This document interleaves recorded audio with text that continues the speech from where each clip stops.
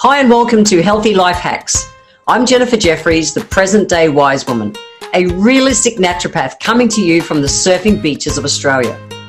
This podcast is for those of you who are wanting to really rock your life and health and live from a place of prevention. Let's get into today's episode.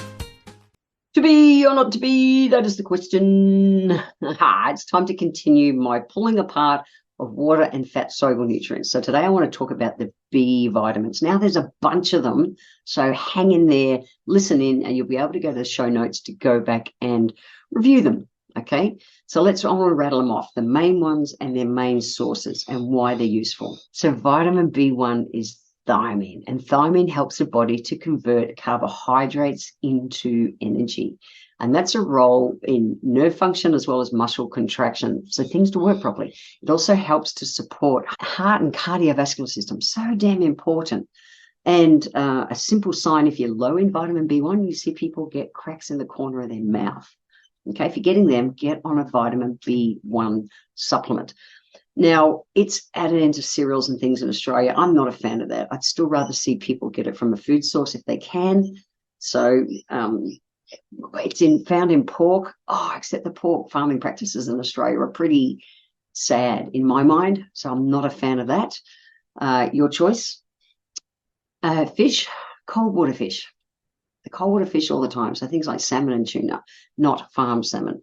But beans and lentils, dead easy. Beans, dwarf beans grow in my garden. So easy, it's ridiculous. Beans and lentils. If you're going to do a salad, add a can of lentils to it. Done. Simple, easy. Green peas. Things like the whole grain breads. So whole grain cereals, noodles, brown rice, they're useful. Sunflower seeds. I also talked about sunflower seeds being rich in vitamin E. You can pick up a few things across some of these foods. It's huge. Yogurt has as well, because some yogurts are fortified with things like B1. Other food sources are things like cauliflower, oranges, potatoes, asparagus, and kale. So that's B1. B1, look after your heart health and nerves and muscles in your body. Cool. Vitamin B2 is riboflavin. Now, riboflavin is about energy production and the metabolism of fats, proteins, and carbs. Really important. It's also really important for healthy skin, eyes, and red blood cell production. Now, where do we find it? We find vitamin B2 in dairy, milk, yogurt, cheese, eggs, the really lean cuts of beef, organ meats, but I'm not a fan of organs. I know that you'll find it in things like liver, but liver is also the detoxifying body system or body organ of an animal, anyone.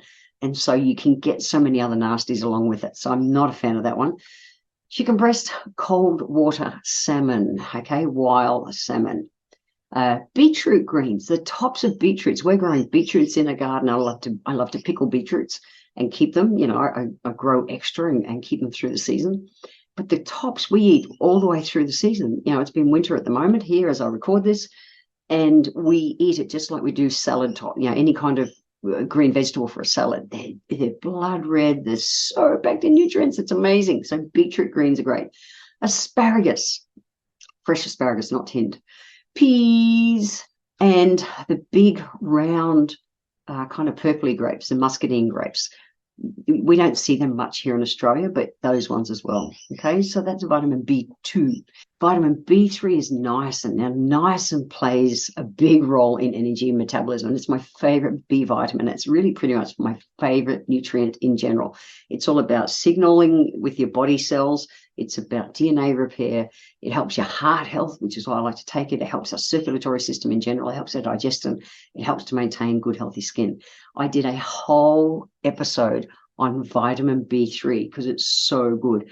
Go back to listen to episode 141. It's all there. Cool. Now, vitamin B4, you're going, Jen, there's not a vitamin B4. I don't know what you're talking about. So vitamin B4, B8, B10, and B11 were once thought to be vitamins. So they were given numbers in the B vitamin complex numbering system. Sounds very official. Anyway, they were discovered not to be essential for life, which is kind of the parameters to be something to qualify as a vitamin. So they're minor nutrients that if you're eating the other major B vitamins, you're generally picking them up. Okay, so we're going to pass on that one. Vitamin B5 is involved in the production of energy for macronutrients, the bigger nutrients. So your macros are things like your proteins and that. And so it really helps with the production of our hormones, cholesterol, skin health, and eyes and hair and nails and all those things. So whole grains are one of your best sources of vitamin B5.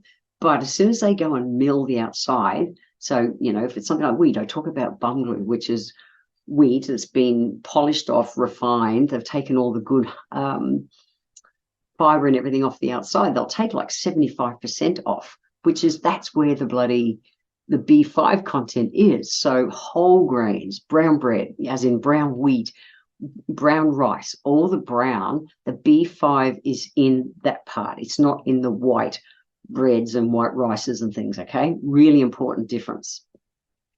Dairy products, things like egg yolks, milk, yogurt, milk products. Cool. No, eggs are not dairy products, but they, kind of get chucked in there similar. Legumes, so things like lentils, split peas, and soybeans, non-GMO soybeans. Cool. And even soybeans, you can buy edamame and things like that. I'm just practical. I don't grow those kind of beans and legumes in my garden, but if you're going to get them as dried, dried lentils or dried soybeans and things, and you've got to soak them before you cook them and use them, that's great.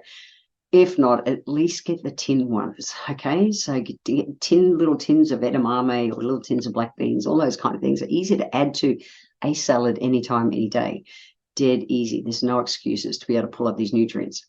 Vegetables, things like mushrooms, avocado, broccoli, sweet potatoes, corn, cauliflower, kale, and tomatoes are all rich in vitamin B5. Cool.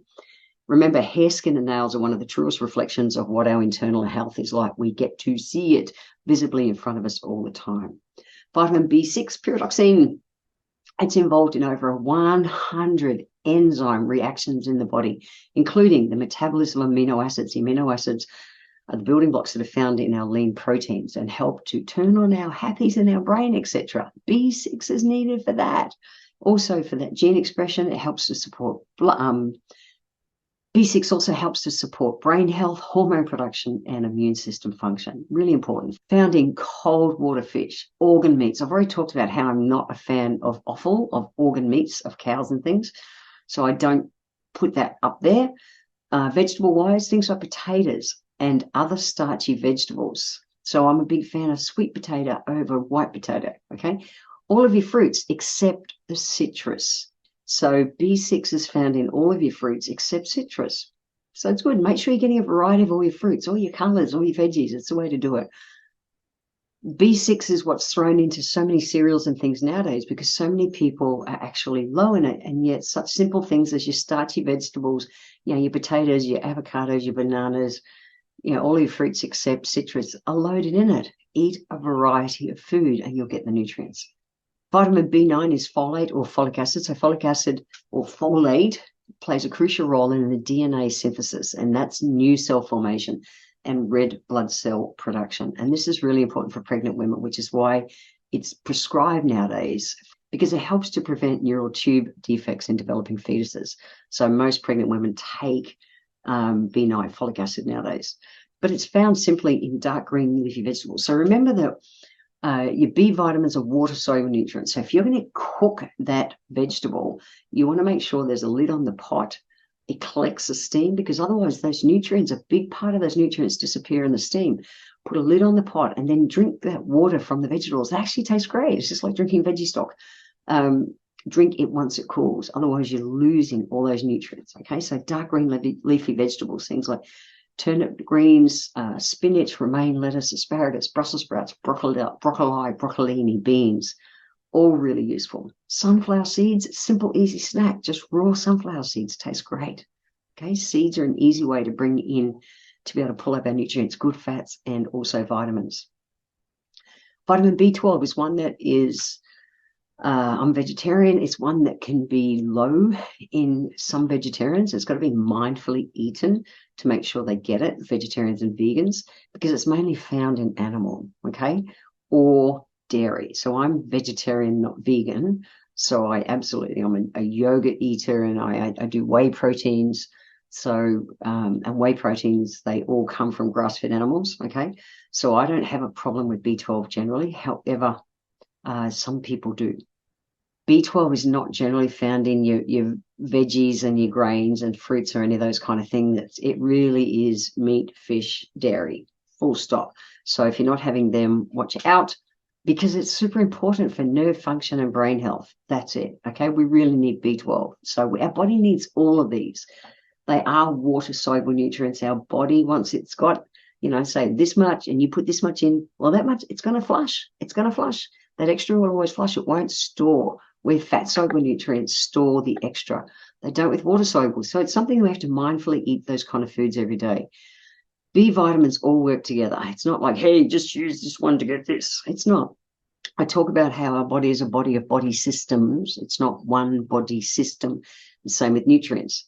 Mother Nature gives them to us all balanced up together. So if you're having your meals that are the spread of all the different colors in your veggies and your fruits, the range of proteins, you're generally covered with most of these. If you're getting low in something at one stage, B vitamins do dump quickly because stress plays a big part with them, okay? But things like your whole grains and legumes and seeds and nuts and meat and dairy, if you're pulling up all them fruit and veg, you're going to be getting most of your B vitamins. The healthy life hack for this episode is simple. Knowledge is king. Go to, print it out, save it on your phone if you need. This list that is at the show notes, www.healthylifehacks.com.au, and you'll have the bottom line list of foods that are essential in those different nutrients. Check them out, get to know them. It makes a difference. I want to thank you for being here today.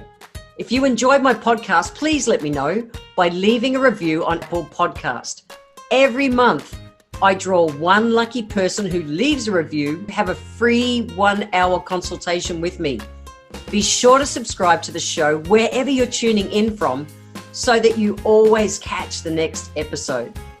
I welcome your emails, and you can write to me at podcast@healthylifehacks.com.au. Until next time, remember, when it comes to life, live it, love it, and get on with it.